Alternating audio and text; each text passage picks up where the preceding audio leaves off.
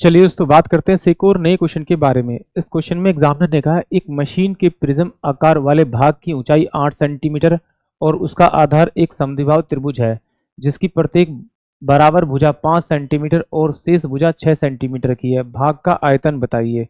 ये एग्जामिनर कह रहा है कि एग्जामिनर ने कहा ये एक क्या है, आइसोलेस ट्रायंगल है, यानी कि इसकी साइड ये 5 सेंटीमीटर है, ये 5 सेंटीमीटर है, तो ये वाली साइड जो दे रखी है उसने कितनी दे रखी है, आपकी आपकी 6 सेंटीमीटर दे रखी है, ये पूरी 6 सेंटीमीटर की दे रखी है, ये आइसोलेस ट्रायंगल है। तो एग्जामिनर मुझसे पूछ रहा है कि इसका वॉल्यूम क्या होगा यदि इसके ऊंचाई जो है वो कितनी है, आपकी 8 सेंटीमीटर है। तो पहली बात तो आपको इसके फॉर्मूले के बारे में पता होना चाहिए। तो एरिया वॉल्यूम ऑफ प्रिज्म होता है area of base into height, यानी किसी भी उसके एक बेस का एरिया निकाल लो और उसको उसकी हाइट से मल्टीप्लाई कर दो तो उसका वॉल्यूम आ जाएगा। अब ये आइसोलेस ट्रायंगल दे रखा है।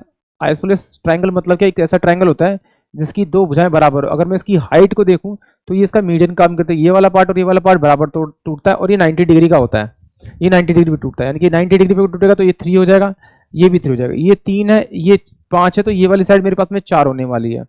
तो अब इस पूरे ट्रायंगल में ये तो बेस मुझे पता है 6 है और इसकी हाइट मुझे पता लगी कितनी, आपकी 4 है।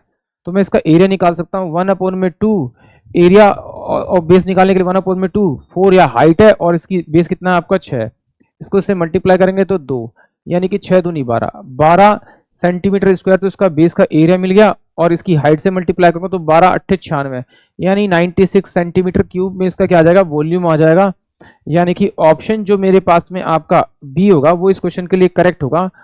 यानी कि सिंपल सी बात है, अगर आपको प्रिज्म के फॉर्मूले के बारे में पता है और पिक्चर के बारे में पता है फिर तो आप क्वेश्चन को आसानी से सोल्व कर पाएंगे, क्योंकि किसी भी प्रिज्म का अगर आपको वॉल्यूम निकालना है तो उसके एक बेस का आप एरिया निकाल लीजिए और उसकी जो गिवन हाइट है उस हाइट से आप उसे मल्टीप्लाई कर दीजिए और आपको उसका area sorry volume of base volume of prism मिल जाएगा। आई होप आप सभी को ये क्वेश्चन समझ में आया होगा।